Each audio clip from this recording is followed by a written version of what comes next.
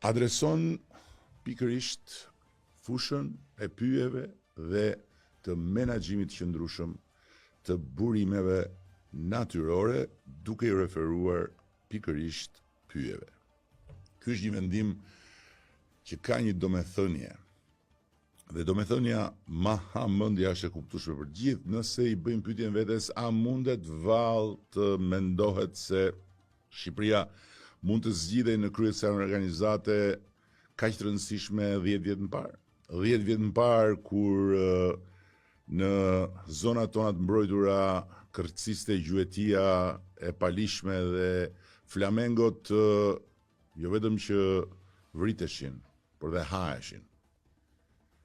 10 vjet më parë kur pyet priteshin dhe kamionët me dru pyesh vinin vargan lart e poshtë nga veriu në jug. 10 vjet më parë kur as nuk bëj fjalë për zonat mbrojtura, se zonat e mbrojtura që ishin tokë pa zot, ndërkohë që shumë çka që duhej vënë mbrojtje vetëm bëhej pre e babzis.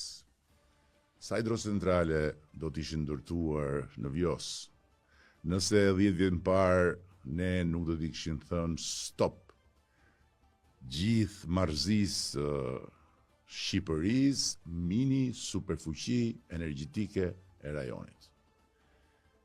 Çfarë do kishte ndodhur sikur në këto 10 vjet ne mos ta kishim zgjeruar hartën e zonave mbrojtura në 25% thuajse të gjithë territorit të Shqipërisë e të tjera. Pra, fakti që nuk e imagjinojmë dot që Shqipëria do të ishte zgjedhur në krye të këtij forumi dhe merrte stafetën nga Suedia dhe mbi të gjitha që Shqipërinë do e mbështesnin fuqishëm 2 vende, të cilat kanë një reputacion absolut për sa i përket mënyrës se si mbrojnë dhe administrojnë pyjet Republika Federale e Gjermanisë dhe Mbretëria e Bashkuar.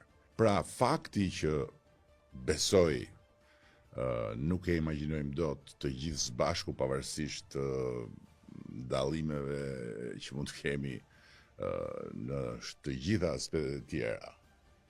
Nuk imagjinojmë dot se Shqipëria do të merrte kryesimin e Forest Europe 10 vjet më parë, por e merr sot, duke marrë stafetën nga Suedia, me bekimin e të gjitha vendeve, me një mbështetje shumë të zëshme në procesin e shqyrtimit të kandidaturave nga Republika Federale e Gjermanisë dhe Mbretëria e Bashkuar, duhet të na thotë